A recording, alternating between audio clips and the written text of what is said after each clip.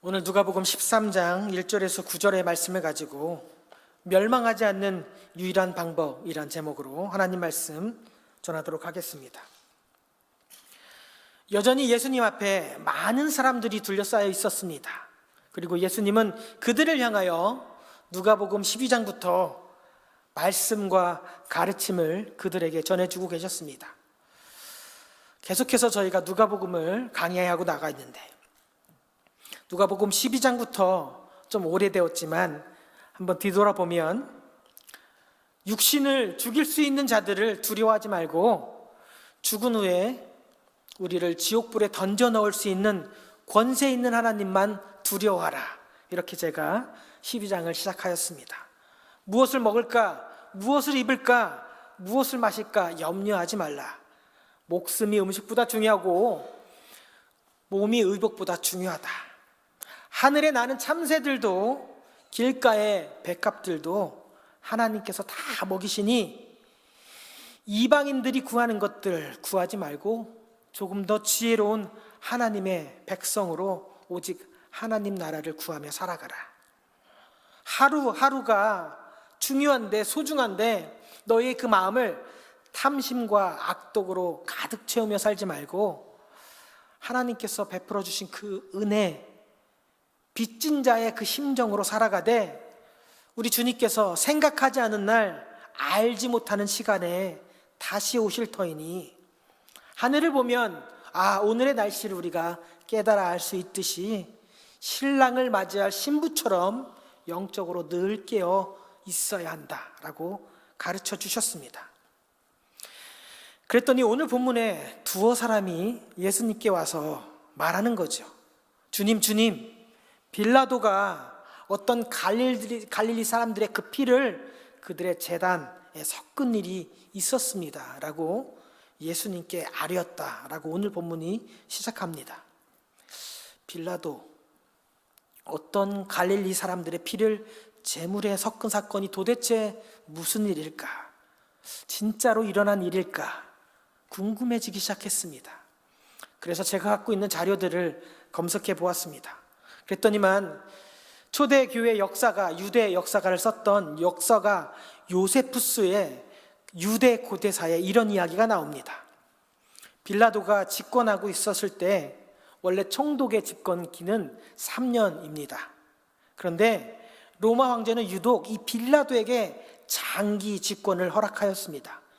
이로 인해서 AD 26년부터 36년까지 빌라도가 유대인의 총독으로 머물게 되면서 이 골치 아픈 유대민족, 신앙심이 아주 출철했던 유대민족을 때로는 힘으로 누르고 때로는 적당히 그들 지도자들의 편의를 봐주면서 10년 동안 장기 집권을 누렸습니다. 그러다가 빌라도가 예루살렘에 이 수로를 건설하는 그 일이 있었는데 이때 쓰지 말아야 될 성전의 헌금을 사용했다라고 기록합니다. 그랬더니만 유대인들이 항의하는 것이죠. 몰려들어가지고 성전에 몰려들어서 빌라도를 책망합니다. 그랬더니 이 빌라도가 이 유대인들을 위장한, 유대인 사람들처럼 위장하고 잠복했던 군인들을 숨겨두었다가 신호를 보내고 무차별하게 몽둥이로 가격했던 사건이 이 유대 기록사에 나옵니다. 이 중에 수많은 사람들이 목숨을 잃었다, 성전에서 목숨을 잃었다라는 기록이 요세푸스 유대 고대사 18.3.2-에 나오게 됩니다. 이뿐만 아닙니다. 빌라도는 로마의 총독에게 잘 보이기 위해서 로마 총독의 이 흉상이 새겨진 이 흉상을 밤중에 예루살렘으로 몰래 들여왔습니다. 유대인들은 어떤 사람입니까? 10계명에 목숨 거는 사람들이죠. 10계명의 제2계명 뭐죠? 우상을 만들지 말라. 이 신념을 지키는 유대인들이 예루살렘 성 안으로 이 황제의 반신상, 흉상이 들어오는 것을 안 된다, 절대로 안 된다, 목숨을 걸고 저지하였습니다. 그랬더니만 이 빌라도가 뭐라고 하냐면 지금 당장 나가지 않으면 너희들의 목숨을 죽이겠다라고 했는데도 불구하고 이 유대 사람들 10계명을 지키기 위해서 자기들의 목숨을 내놓은 사건들이 있었습니다. 그랬더니만 이 빌라도가 그들의 신앙심에 감동을 받아 이 총독의 흉상을 철거했다라고 요세푸스 유대 전쟁사에도 기록이 되어 있습니다. 역사가 요세푸스의 글에 이 소동이 나오는 것을 보면 빌라도는 분명 반항하는 자들을 성전에서 죽였다. 그래서 제물의 피와 그 유대인들의 피를 함께 섞었다. 이 일은 실제로 일어났다라는 것을 알게 되었습니다. 그런데 이 두어 사람이 예수님께 이 빌라도의 일을 아뢰는데 예수님이 그들의 심중을 자세히 보니 성전에서 이 죽임을 당한 갈릴리 사람들보다 여기 살아있는 우리들이 그나마 하나님 보시기엔 좀 더 거룩한 사람, 신앙적으로 좀 더 성숙한 사람 아니겠습니까? 다른 사람들과, 죽임을 당한 사람들과 자기의 신앙을 비교하면서 교만하게 어리석게 우리가 좀 더 낫다 이렇게 생각하는 그들을 향해서 예수님께서 지금 이렇게 말하는 거죠. 성전에서 죽임당한 갈릴리 사람들보다 더 악한 죄를 지었기 때문에 그들이 죽었다라고 생각하느냐? 너희도 회개하지 아니하면 다 이와 같이 망할 것이다. 이렇게 말씀하고 있습니다. 다른 사람들과 나를 비교하면서 그래도 주님, 우리가 좀 낫지 않습니까? 그들은 우리보다 더 악한 죄를 지었기 때문에 죽은 거 아니겠습니까? 죽음 당한 건 안타깝지만 그래도 우리보다 더 악한 죄를 저질렀으니 죽임 당한 거 맞지요. 우리가 그때 거기 성전에 있지 않은 게 천만 다행입니다. 이렇게 너스레를 떨고 있는 자들을 향해서 예수님께서 정확하게 말씀하시고 있는 거죠. 우리 하나님은 죄에 대해서는 정확하신 분이다. 너희의 죄가 그들보다 나을진 몰라도 너희의 죄가 티끌처럼 작을지라도 하나님 앞에 회개하지 않으면, 이 죄의 문제를 해결하지 않으면 너희도 그들과 같이 망하게 될 것이다. 우리 하나님에 대해서 정확하게 예수님이 말씀하고 있습니다. 내가 좀 낫지 않습니까?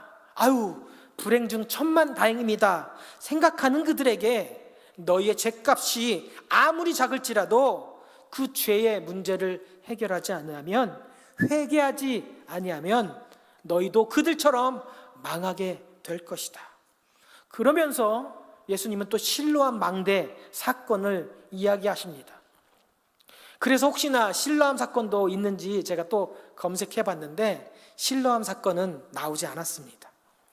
그런데 아시겠지만 성을 지키기 위해선 반드시 망대가 필요한 것이죠. 지금도 아시겠지만 이렇게 정말 수준 높은 과학적인 지식이 우리에게 있음에도 불구하고 건물을 신중하게 계획하고 고려하고 건축하지 아니하면 저 높은 건물도, 저 튼튼해 보이는 건물도 무너질 때가 있고 심지어 다리도 무너질 때가 있는데 2000년 전에 망대가 무너질 수 있는 일은 흔할 일일 것입니다. 당연히 있을 법한 그런 이야기입니다. 그런데 사람들은 그런 안타까운 죽음을 말하면서도 속으로는 뭐라 하냐면 죄를 지었기 때문에 벌받은 거다. 그리고 그렇게 생각하는, 죄 때문에 죽었다라고 생각하는 유대인들을 향하여 이번에는 다른 이야기를 하십니다. 2절에 쓰인 동사랑 4절에 쓰인 동사가 다르다라는 겁니다. 2절에 쓰인 동사는 어떤 동사냐 하면 제가 여기에도 봤는데 하마르톨로스라는 단어입니다. 하마르톨로스라는 단어는 어떤 단어이냐면 관역에서 벗어났다라는 뜻입니다. 관역에서 벗어났다. 여기서 말하는 관역은 하나님의 뜻, 하나님의 기준인 것이죠. 아무리 율법을 잘 지키려고 해도 그것은 하나님의 기준, 하나님의 뜻에는 관역을 정확하게 맞출 수가 없는 것입니다. 그래서 너희들은 관역에서 벗어난 하나님의 뜻에, 하나님의 기준에 훨씬 벗어난 죄인이다 라고 하면서 2절에서 말씀하셨는데 여기 4절에서는 다른 단어를 사용하셨습니다. 여기 4절에 죄라고 쓰여있는 단어는 바로 오페일레테스라는 단어입니다. 이 단어의 뜻은 반드시 갚아야 될 빚진 자라는 뜻입니다. 그들이 너희들보다 더 큰 빚을 지었기 때문에 죽었다, 벌을 받았다 생각하느냐? 아니다. 너희들도 동일한 죄인이다. 너희들도 회개하지 않으면 그들처럼 망할 것이다. 3절에서 5절에서 회개하지 아니하면 망할 것이다 라고 강조해서 말씀하셨다는 것이죠. 아니, 주님, 그들은 나보다 더 큰 죄를 짓고 나보다 더 큰 빚을 지었기 때문에 벌받아 죽은 것 아닙니까? 라고 생각하는 유대인들을 향해서 예수님은 그렇게 말씀하고 있지 않습니다. 바리새인들의 기도 기억나십니까? 하나님, 나는 저 사람들, 다른 사람들의 돈을 토색하고 불의를 저지르고 심지어 간음하는 세리와 창녀 같지 아니하니 감사합니다. 나는 일주일에 2번씩 금식하고 11조를 드리게 하시니 감사합니다. 유대인들이 이처럼 자기의 신앙을 다른 사람과 비교하며 하나님, 저도 죄인이지만 그래도 내가 저 사람보단 낫지요. 그러니 복을 내려주십시오. 그들의 심중엔 항상 이렇게 비교하며 때로는 열등의식, 때로는 우월의식으로 가득 차 있었다라는 것이죠. 그렇게 비교의식에 가득 차 있는 사람들, 그들을 향하여서 예수님은 다른 사람과 비교하지 말고 스스로 하나님 말씀 앞에 엎드려 회개하지 아니하면 너희들도 이들과 같이 망하게 될 것이다.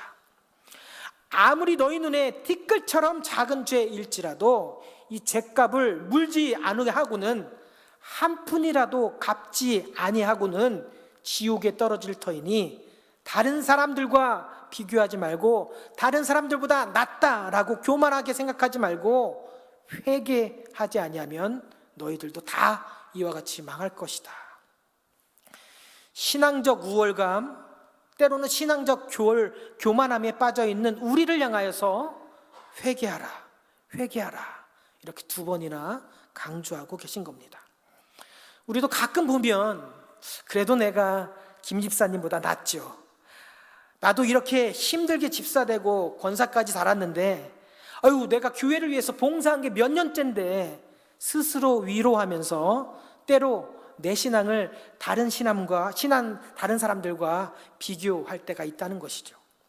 저도 가끔 목사로서 가끔 신문에 대서특필되는 목사님들 보면 아유, 그래, 나는 적어도 간음은 안 했으니까, 아유, 나는 적어도 헌금 착복은 안 했으니까, 이렇게 다른 분들과 비교하며 스스로 교만해질 때가 있습니다. 우리 예수님께서는 오늘 본문을 통해서 우리에게 무엇을 말하고 싶어 하는 것일까요? 저는 이렇게 생각했습니다. 너희 신앙을 다른 사람들과 비교하지 말라. 정 비교하고 싶거든 너희 신앙을 비교할 대상은, 너희의 신앙을 비교할 유일한 대상은 다른 사람이 아니라 어제의 너의 모습일 뿐이다. 어제의 너의 모습과 오늘 나의 모습을 비교하면서 나는 어제보다 하나님 앞에 좀 더 가까이 나아가고 있는가? 어제보다 성숙한 삶을 살아가고 있는가? 나는 예수님을 점점 닮아가고 있는가? 다른 사람과 비교하여서 열등감, 우월감, 교만해지지 말고 너의 모습, 어제의 너의 모습과 오늘의 너의 모습을 비교하며 하나님의 자녀로 살아가라. 이렇게 저에게 말씀하시는 것 같았습니다. 그러시면서 주신 말씀이 오늘 포도원, 이 동산, 포도원에 심겨진 무화과 나무의 비유입니다. 포도원 주인이 포도원에 무화과 나무를 심었다고 합니다. 포도원 주인인데 포도원 밭에 무화과 나무를 심었습니다. 시작부터 또 머리에 쥐가 나려고 합니다. 포도원 주인이면 포도원 나무를 심어야지 왜 또 무화과 나무를 심었을까? 근데 잠시 생각해 보니까 전 세계 많은 나라가, 수많은 나라가 있지만 우리나라도 땅덩어리가 작습니다. 그런데 이스라엘도 아주 작은 땅덩어리를 갖고 있습니다.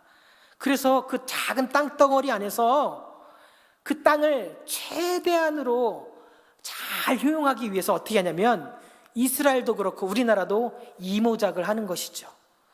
복합 경작이라고 하기도 하고 전문 용어로는 사이짓기라고 합니다. 인터크로핑이라고 합니다.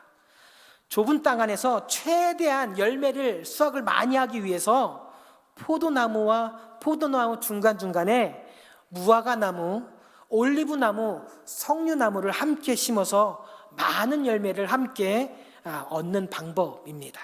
그러니 포도원의 중간중간 무화과나무를 심고 수확을 하는 것을 이 유대 사람들은 흔히 볼 수 있는 그런 풍경이었다라는 것이죠.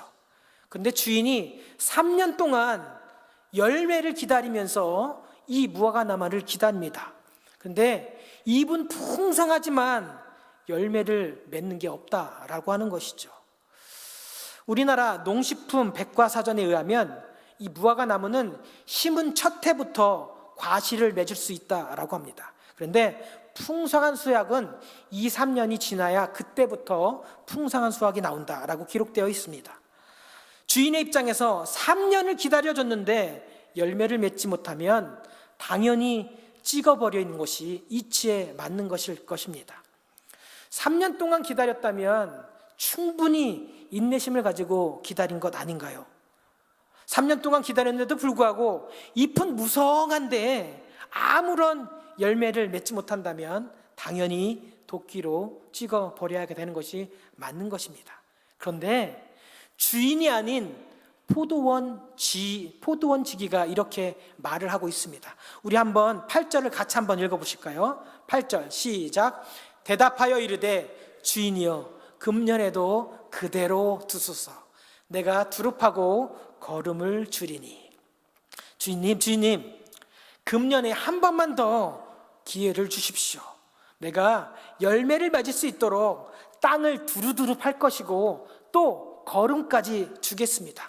이번에는 열매가 맺을 수도 있으니까 이번 한 번만 더 기회를 주십시오. 그렇지 않으면 이번이 지나고 열매를 못 맺으면 내가 나서서 찍어버리겠나이다. 이렇게 포도원 지기가 주인한테 요청하고 있는 것입니다. 열매를 간절히 원하는 주인, 그리고 기회를 한 번 더 달라고 하는 이 포도원 지기를 보면서 저는 마치 하나님 옆에서, 하나님 우편에서 우리를 위하여 간절히 기도하고 계시는 예수님의 모습이 떠올랐습니다. 그리고 제 삶을 돌아보게 되었습니다. 아무것도 가진 것 없고 아무런 형제 친척 아무도 없이 단독 500만 원 들고 이 미국 땅에 왔는데 하나님은 내 삶에 많은 것들을 허락해 주셨습니다. 건강도 주셨고 아직 병원에 한 번도 간 적이 없으니까 또 아름다운 가정을 만들 수 있도록 하셨습니다. 제가 미국에 맨몸으로 홀몸으로 왔었습니다. 그런데 이제는 5명이나 되는 가정 이끌고 있지요. 귀한 자녀, 아주 예쁜 자녀들도 하나님께서 허락해 주셨습니다. 무엇보다도 예수 그리스도를 믿는 그 믿음과 그 감격, 그 은혜를, 구원의 은혜를 제게 매일매일 허락해 주셨습니다. 돌아보니 나는 하나님의 아주 놀라운 축복을 받은, 특권을 받은 주의 자녀로 살아가고 있다라는 것을 깨달았습니다. 요한복음 1장 12절에 이렇게 기록하지요. 영접하는 자 곧 그 이름을 믿는 자들에게는 하나님의 자녀가 되는 권세를 주셨다, 이렇게 기록하죠. 여기에 권세라는 단어가 영어로는 privilege라는 단어입니다. 특권이라는 단어입니다. 다른 사람이 누릴 수 없는 특권을 하나님께서 제 삶 가운데, 여러분의 삶 가운데 허락해 주셨다는 것이죠. 그러면 하나님께서 이런 특권을 우리에게 주셨는데도 여러분은 여러분의 삶 가운데 하나님께서 원하시는 열매를 맺어가고 있습니까? 하나님이 여러분들에게 특권을 주시며 하나님의 자녀로 삼아주시며 원하시는 열매는 세상의 성공, 널따란 집, 화장실이 10개인 그런 저택, 그런 것이 아닐 것입니다. 세상적 성공이나 부를 위해서 살고 있다면 어쩌면 이 하나님의 눈에는, 이 포도원 주인의 눈에는 잎만 무성하고 열매가 하나도 맺히지 않는 찍어내 버려야 될 그런 무화과 나무일 수도 있다는 것입니다. 하나님이 우리에게 이런 특권, 프리빌리지 주셨는데도 내 삶에 아직까지도 하나님께서 원하시는 열매를 맺지 못하고 있다면, 키는 크고 멀대같이 자랐지만 입만 무성하고 외모적으로 외적으로만 성장했는데 불구하고 아무런 열매를 맺지 못한다면 주인의 입장에는 당연히 찍어내버리고 땔감으로 쓰는 것이 낫지 않겠습니까? 그러니 내가 원하는 열매, 내가 맺길 바라는 그런 열매가 아니라 하나님이 내 삶 가운데 원하시는 삶의 열매가 무엇인지 고민해 보셔야 되는 겁니다. 그러면 성경을 통하여 우리가 알 수 있는 열매들이 있죠. 바로 성령의 열매들입니다. 성령의 열매 다 암송하고 있죠. 시작. 사랑과 희락과 화평과 오래 참음과 자비와 양성과 충온과 온유와 절제. 여러분 삶 가운데 이런 성령의 열매들이 맺혀지고 있습니까? 하나님께서 원하시는 그 열매는 그리 큰 열매가 아닙니다. 작은 것 하나에 감사할 수 있는 감사의 열매. 힘든 일을 마주하면 하나님 저 못 살겠어요 라고 하는 것이 아니라, 하나님 힘들지만 기도합니다, 이겨낼 수 있는 소망을 허락하소서, 이렇게 기도하는 기도의 열매. 함께 허락하신 공동체, 그 안에 지체들을 사랑하고 포용하고 용서하는 열매들, 그리고 함께 예수 그리스도를 전하는 전도의 열매, 예수 그리스도를 닮아가는 성령의 열매를 하나님께서는 우리 삶 가운데 기대하고 있는 것입니다. 단순히 회개합니다, 입술로만 회개합니다 이렇게 고백하셨다면 거기서 멈추지 말고 하나님께서 주신 특권을 가지고 하나님께서 원하시는 열매 맺어가셔야 되지 않겠습니까? 그러니 이제 한번 고백해 봅시다. 하나님 주신 내 삶을 돌아보니 하나님의 은혜로 충만하였습니다. 그러니 이제는 내가 원하는 삶이 아니라 하나님께서 원하시는 아름다운 성령의 열매들, 감사의 열매들, 사랑의 열매들, 복음의 열매를 내 삶을 통하여 맺어갈 수 있도록 인도하여 주시옵소서. 3절, 5절, 9절 이렇게 기록하고 있죠. 회개하지 아니하면 이와 같이 망하리로다. 열매를 맺지 아니하면 찍어내어 버릴 것이다. 주님의 이 말씀이 오늘 저와 여러분의 마음밭에 깊이 새겨지길 축복합니다. 그러나 여기서 멈추시면 안 됩니다. 예수님은 단순히 망하리로다, 찍어버리겠다, 우리에게서 멸망을 주시기 위해서 이 땅에 오신 예수님이 아니라라는 것이죠. 멸망에서 벗어날 수 있는 유일한 방법도 우리에게 주셨다라는 것이죠. 요한복음 3장 16절 다 암송하시죠? 우리 함께 암송해 보겠습니다. 시작. 하나님이 세상을 이처럼 사랑하사 독생자를 주셨으니 이는 그를 믿는 자마다 멸망하지 않고 영생을 얻게 하려 하심이라. 맞습니다. 회개하지 않는 자는 망할 것이지만 멸망하지 않는 영생의 길도 우리에게 허락하셨다라는 것이죠. 독생자 하나님의 아들 예수 그리스도, 그를 믿는 자는 누구든지 멸망하지 않고 영생을 얻게 하려 하심이라. 여기에 오늘 본문에 쓰인 망하다라는 단어와 요한복음 3장 16절 멸망하지 않고라는 단어가 동일한 단어입니다. 동일한 단어. Shall not perish but have eternal life. 예수 그리스도를 믿는 자마다 멸망하지 않고 영원히 사는 영생을 우리에게 허락하셨다는 겁니다. 그러니 이 땅에 발을 디딛고 살아가는 가운데 다른 사람들, 다른 집사님과 내 삶을 비교하면서 아유 우월의식, 열등의식 이런 것에 사로잡히지 말고 멸망하지 않는 유일한 방법, 예수님 앞에 나아오십시오. 예수님 앞에 나오셔서 십자가 붙들고 돌이켜 회개하고 이제 예수님을 내 주인으로 모시고 이제는 예수님께서 원하시는 생명의 열매들을 풍성히 맺으시길 축복합니다. 또한 우리를 통해서 예수님은 또 다른 열매, 또 다른 생명을 맺기를 원하신다는 겁니다. 그것을 위해서 죄인인 우리를 위하여 십자가에서 예수님께서 자기의 생명을 내어 드린 것입니다.